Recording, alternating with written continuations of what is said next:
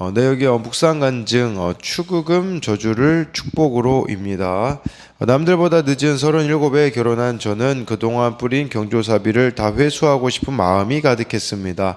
하지만 미국에서 결혼하다 보니 축의금이 생각보다 많이 들어오지 않았습니다.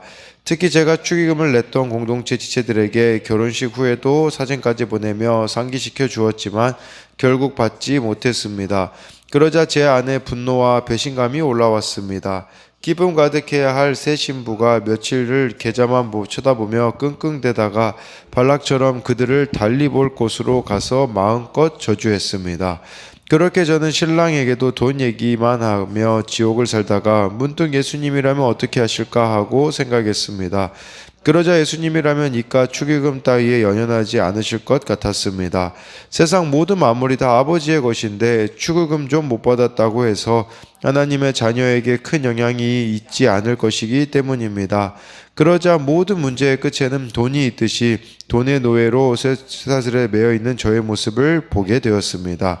하나님은 후회가 없으시고 축복할 자를 축복하시는데 내가 심판자 자리에 앉아 번제물 곁에 서서 저주하던 발락인 것이 깨달아졌습니다.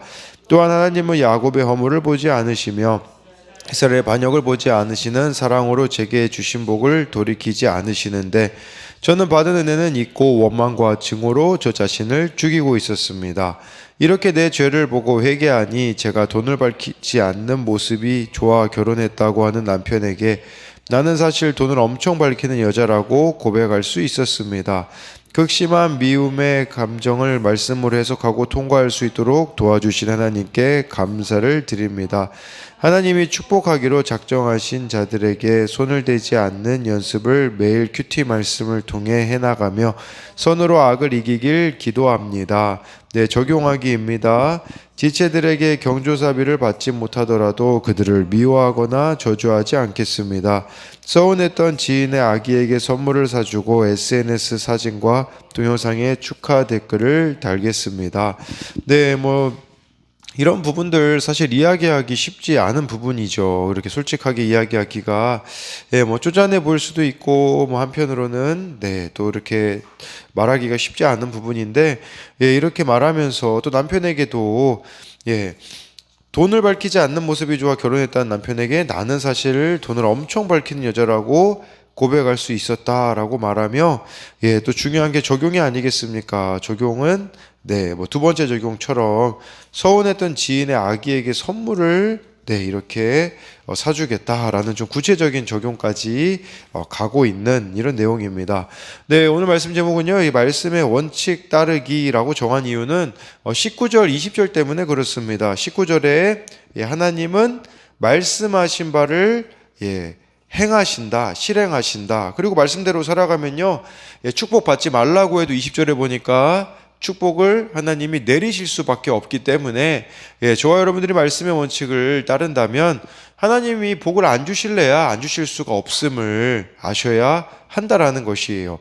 13절 14절 말씀을 보면요, 발락이 말하되 나와 함께 그들을 달리 볼 곳으로 가자. 거기서는 그들을 다 보지 못하고 그들의 끝만 보리니 거기서 나를 위하여 그들을 저주하라 하고 소빔들로 인도하여 비스가 꼭대기에 이르러 7제단을 쌓고 각 제단에 수송아지와 수량을 드리니 라고 해서요. 아니 이제 발락도 알잖아요. 이제 하나님의 뜻이 이스라엘 백성들 저주하지 않는 것이라는 것을 알면 돌이켜야 되는데 왜 못 돌이킵니까? 능력이 있고 지위가 있고 그러다 보니까 돌이키지 못하는 거예요. 그래서 무능력이 능력이다라는 말이 있어요. 차라리 지위가 없고 이렇게 우리가 물질이 없다면 더 회개하기가 쉽겠죠. 그런데 이렇게 능력이 되고 돈이 있으니 돌이키기가 쉽겠습니까? 그러니까 뭐라고 발람에게 이야기를 하냐면 13절에 나와 함께 그들을 달리 볼 곳으로 가자 이렇게 이야기를 해요.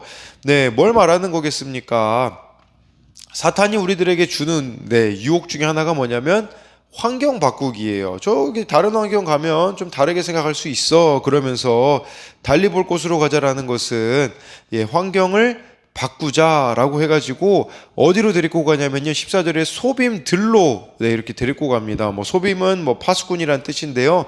이곳이 비스가산 근처에 위치한 평지로 보이는데 이 지역은요, 산악지대로 시야가 막혀 이스라엘 진영을 제대로 볼 수 없는 곳이에요. 그러니까 이런 의미인 거예요. 환경 바꿔줄 테니까 하나님 백성, 이렇게 저주하라. 이제 이런 거 말하는 거겠죠. 그래서 불순종으로 나아가라고 말하고 있는 것이에요. 그래서 13절에 그들의 끝만 보리니 라고 이렇게 말해주고 있는 것이겠죠. 상대방의 약한 부분, 형편없는 부분을 집중적으로 부각시키는 전략이다라고 할 수가 있습니다. 우리도 이런 걸 좀 생각해 볼 수 있어요. 상대방의 약한 부분을 부각시키고 부족한 면에 집중하는 거, 이런 모습이 있지 않느냐라는 것이에요. 하나님을 믿는 사람의 인격과 태도가 아니라는 거죠. 복음은 어떤 것입니까? 상대방의 약함을 봤다면 허물을 덮어주는 거예요. 내가 어떻게 그 상대방의 허물을 덮어줄 수 있을까? 고민을 하는 거죠. 또 여기서 그들의 끝만 보리니 한 가지 더 생각해 볼 수 있는 것은 뭐냐면요. 우리에게도 있는 이 발락의 유혹은 실체를 보지 못하게 하는, 즉 직면하지 못하게 하는 겁니다. 부분만 보여주는 거예요. 어떻게 해서든지 이스라엘 세력을 약하게 보이게 함으로써 저주의 선포를 이끌어내려는 거예요. 더 쉽게 말하자면 이스라엘을 더 작게 보게 해서 저주를 하는데 마음에 부담이 없도록 해주려고 하는, 이렇게 회피의 방책을 이렇게 가르쳐 주고 있는 발락의 모습이 나와 있습니다. 그래서 이것에 대한 적용은요, 환경 때문에, 상황 때문에 하나님께 순종하지 못하고 있다고 생각하지는 않습니까? 이렇게 환경을 바꿔주는 그런 발락의 모습을 통해 우리도 이런 부분들이 있지 않느냐라는 거겠죠. 상대방의 부족한 부분만 크게 보고 있지는 않습니까? 아니면 그 부족한 부분을 어떻게 도울 수 있을지 고민합니까? 이것은 그들의 끝만 보리니, 이스라엘 백성들의 그 일부만, 끝만 보여주려고 하고 있는 그런 발락의 모습이고요. 회개가 부담이 되니 마음의 부담을 덜 주는 것 같은 회피 도구는 무엇입니까? 이것도 아까 그들의 끝만 보리니 라고 해서 이스라엘 작게 보이게 해서 저주하는데 부담 없도록 해주려는 것처럼, 회개가 부담이 되니까 자꾸 우리가 이 마음의 부담을 일부 덜어주는 것 같은 그런 회피 도구를 사용하고 있지는 않느냐라는 것입니다. 15절부터 17절을 보면요, 발람이 발락에게 이르되 내가 저기서 여호와를 만나뵐 동안에 여기 당신의 번제물 곁에 서소서 하니라. 여호와께서 발람에게 임하사 그의 입에 말씀을 주시며 이르시되 발락에게로 돌아가서 이렇게 말할지니라. 발람이 가서 본즉 발락이 번제물 곁에 섰고 모압 고관들이 함께 있더라. 발락이 발람에게 이르되 여호와께서 무슨 말씀을 하시더냐라고 해서요, 이렇게 발락이 발람에게 하나님을 이렇게 발람이 만나고 올 동안에 여기 번제물 곁에 서 있으라고 하죠. 그래서 이제 하나님의 말씀이 발람에게 임하고 발락에게 가가지고 갔을 때, 그때 17절에 이 막 안절부절 못하는 발락의 모습이 번제물 곁에 섰다라는 게 그런 의미 아니겠습니까? 막 안절부절 못해서 이게 내가 원하는 것 좀 이렇게 이제 이루어지려나 이런 식으로 나아가는 거죠. 그랬을 때 발락이 발람에게 여호와께서 무슨 말씀을 하시더냐, 이게 참 아이러니죠. 왜 아이러니냐면, 발락은 모압의 왕이기 때문에 그모스 신에게 구해야 되지만 여호와께서 무슨 말씀을 하시더냐라는, 이스라엘을 저주할 수 있다면 이스라엘의 신인 하나님의 권위를 이렇게 얻는 것도 주저하지 않는, 원하는 것만 얻을 수 있다면 무엇이든지 하는 나의 모습일 수 있다라는 것이에요. 우리도 그렇지 않습니까? 원하는 것만 있으면요, 물불 가리지 않아요. 그러다 보니까 이렇게 막 무당에게 가서 묻는 그리스도인들도 있고요. 또 편법을 사용하고 과정을 생략하는 그런 그리스도인들도 얼마나 많이 있습니까? 여기에 해당되는 모습이다라고 할 수 있지 않겠습니까? 여호와라고 발락이 부르고 있지만, 하나님 이 여호와를 따르지 않는 이가 외치는 여호와의 이름은 무용지물이다라는 것을 저와 여러분들이 아셔야 돼요. 하나님과 내가 관계 없는 삶을 살아가요. 근데 하나님을 외친다라는 것은 아무런 효력이 없음을 알아야 한다라는 것입니다. 그래서 이것에 대한 적용으로는요, 원하는 것만 있으면 물불을 가리지 않습니까? 네, 이렇게 모압 왕이기 때문에 뭐 그모스를 신을 찾아야 되는데, 이렇게 여호와라고 말하고 있는 발락의 모습이 나의 모습이 아니냐라는 거예요. 또 한 가지는 나의 삶의 여호와는 어떤 분이십니까? 이름만 우리가 여호와라고 부르고 있지 않느냐라는 것이에요. 이 여호와라는 이름 뜻에는 정말 언약의 하나님이라는 그런 의미가 내포되어져 있는데, 하나님과 그런 언약 관계 속에 들어가려고 하진 않은 채 내가 원하는 것만 구하는데 하나님을 찾고 있지는 않느냐라는 것입니다. 18절부터 20절을 보면요, 발람이 예언하여 이르기를 발락이여 일어나 들을지어다. 십볼의 아들이여 내게 자세히 들으라. 하나님은 사람이 아니시니 거짓말을 하지 않으시고 인생이 아니시니 후회가 없으시도다. 어찌 그 말씀하신 바를 행하지 않으시며 하신 말씀을 실행하지 않으시랴. 내가 축복할 것을 받았으니 그가 주신 복을 내가 돌이키지 않으리라 라고 이렇게 말씀해주고 있어요. 하나님은요, 인간이 아니시기 때문에요, 실수하거나 변함이 없으시다라는 거예요. 그래서 하나님은 거짓말도 안 하시고 후회도 없으시고 19절 말씀에 의하면 말씀하신 바를 반드시 이루신다라는 것이에요. 저와 여러분들이 큐티해야 되는 이유, 말씀 묵상해야 되는 이유는 여기 있지 않겠습니까? 하나님은 말씀대로 실행하시는 분이기 때문에 저와 여러분들이 말씀의 원칙을 따를 때에 하나님의 일이 이루어진다라는 것이겠죠.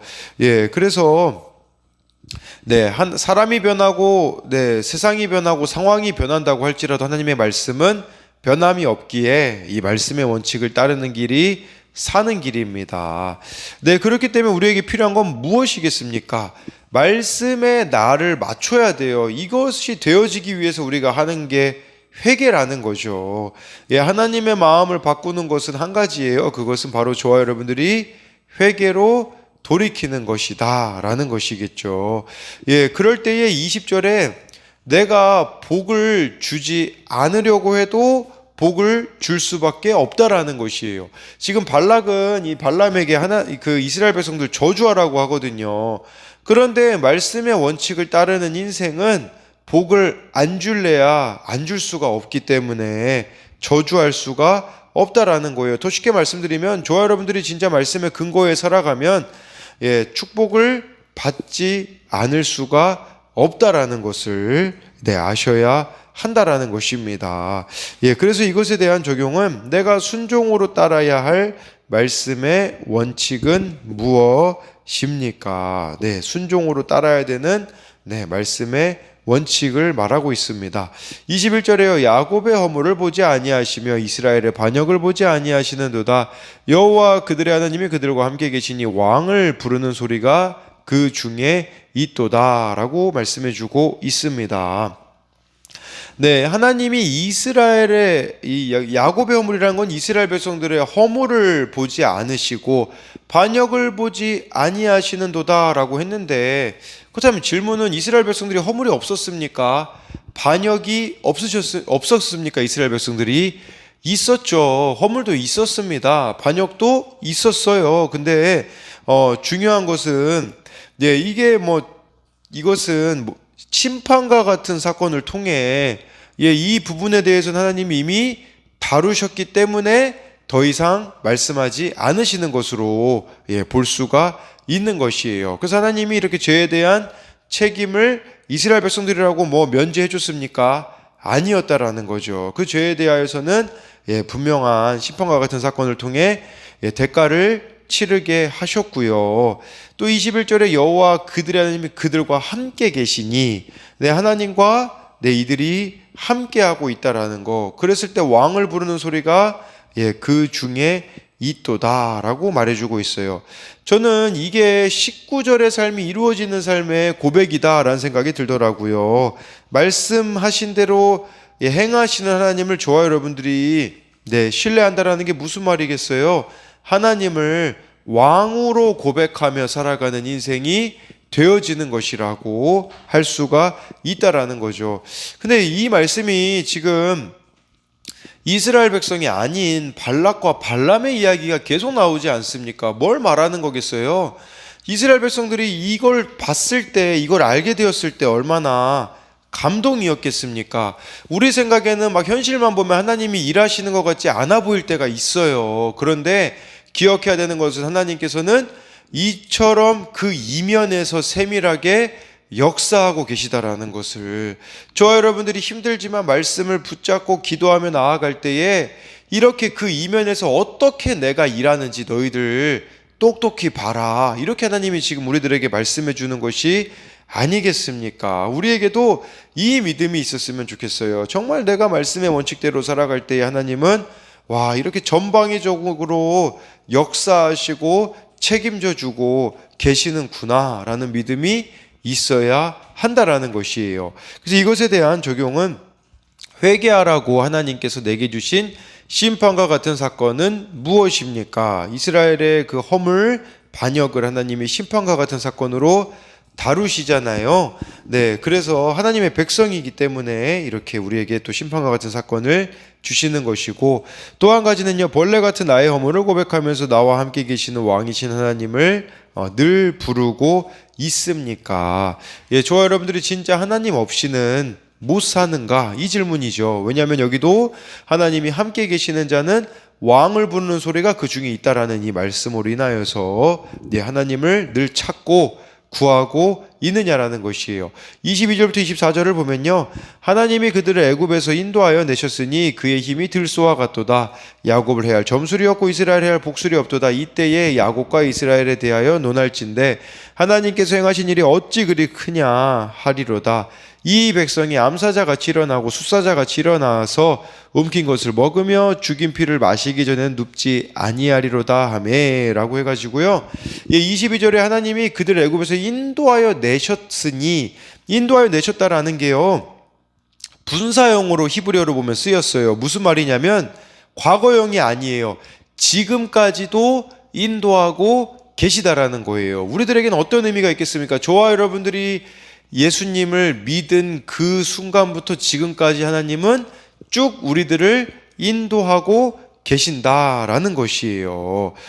그런데 중요한 것은 여기에 그의 힘이 들소와 같도다. 하나님이 우리를 인도하시는 그 힘이 들소와 같이 강력하다라는 것을 말씀해 주고 있는 것이에요. 이런 의미가 되겠죠. 어떤 어려움이 있어도 들소와 같은 힘으로 하나님이 나를 인도하시겠구나 라는 믿음이 있어야 된다는 거죠. 그렇기 때문에 내 안에 있는 집착, 중독, 변하지 않은 연약함으로부터도 하나님이 들소와 같은 힘으로 인도하실 것이다 라는 믿음이 있어야 된다라는 것이에요. 23절에요. 야곱을 해야 할 점술, 이스라엘을 해야 할 복술이 없대요. 이게 무슨 말이냐면 우리에겐 그런 의미겠죠. 그리스도인들 뭐 운명, 팔자 뭐 이런 거, 네, 뭐 무당, 우리는 그런 거를 따를 자들이 아니라는 것을 이렇게 말씀해주고 있는 것이에요. 네, 그렇기 때문에 예, 점볼 필요도 없고 이렇게 다른 방법을 구할 필요가 없다라고, 우리의 운명은 하나님이 정하시는 것이고 하나님께 달려 있다라는 것을 저와 여러분들이 알아야 한다라는 거죠. 24절에요. 이 백성을 암사자같이 일어나고 숫사자같이 일어나며 일어나 움킨 것을 먹으며 죽인 피를 마시기 전에 눕지 아니로다 하매라는 것은, 이 말씀은 광야에서 이스라엘 백성들이 이렇게 진군하는 것에서 그치지 않고 숫사자, 암사자가요, 이 먹이를 놓치지 않잖아요. 마찬가지로 가나안 땅에 들어가는 일은 반드시 이루어지게 될 거라는 것을 말씀해 주고 있어요. 그래서 가나안 땅의 그 약속은 반드시 하나님이 이렇게 암사자같이 숫사자같이 일어나서 이루실 수밖에 없게 하신다라는 것이에요. 그래서 이것에 대한 적용 질문은 내 안에 하나님께서 들소와 같은 힘으로 이끌어 내주셨으면 하는 것은 무엇입니까? 우리 안에 끊어내지 못하는 중독이 있을 수도 있고요. 네, 열등감 여러 가지가 있지 않겠습니까? 정말 이렇게 들소 같은 힘으로 하나님이 이끌어 내주셨으면 하는 게 무엇이 여러분들에게 있습니까? 내가 더 이상 두려워하지 말고 끊어야 할 미신적 주술행위는 무엇입니까? 네, 이것은 23절에 대한 적용이겠죠. 사주, 오늘의 운세, 궁합, 타로, 이런 거 끊어내야 되겠죠. 눈에 보이는 현실로 인하여서 하나님을 인간 수준으로 생각하고 있지는 않습니까? 저와 여러분들이 현실만 보면 그 이면의 역사하신 하나님을 보지 못하면 그냥 인간 수준으로만 하나님을 깎아내린다라는 것을 알아야 한다라는 거겠죠. 나에게 허락하실 가나안 땅 하나님의 약속이 있음을 믿습니까? 그렇게 믿음으로 내가 싸워야 하는 것은 무엇입니까? 저와 여러분들에게 정말 하나님의 약속이 이루어질 것을 믿느냐라는 것입니다. 마지막으로 25절 26절을 보면요, 발락이 발람에게 이르되 그들을 저주하지도 말고 축복하지도 말라. 발람이 발락에게 대답하여 이르되 내가 당신에게 말하여 이르기를 여호와께서 말씀하신 것은 내가 그대로 하지 않을 수 없다고 하지 아니하더이까라고 말해주고 있어요. 이렇게 막 발람이 말하니까 이 발락 모압 왕이 화가 나가지고 저주하지도 말고 축복하지도 말라. 이것은 쉽게 말하면 그냥 입 닥치라는 말하고 똑같은 거예요. 네, 이처럼 하나님 없는 인생은요, 자기 뜻과 다를 때 무엇이 나옵니까? 무엇이 나오냐면 바로 혈기라는 사실입니다. 그냥 자기 뜻과 다를 때 혈기 내는 이 발락의 모습이 어찌 보면 또 나의 모습이진 않은가 이제 생각해 봐야 하는 거죠. 26절 이 발람의 이런 고백, 여호와께서 말씀하신 것은 내가 그대로 하지 않을 수 없다 하지 아니하더이까. 네, 이게 참 어찌 보면 진짜 맞는 말 하잖아요. 진심으로 보이잖아요. 근데 이것이 진심인지 진심이지 않은지는 끝을 보면 알 수 있다라는 거예요. 우리도 참 중요해요. 어떤 고백을 하느냐가 중요한 게 아니에요.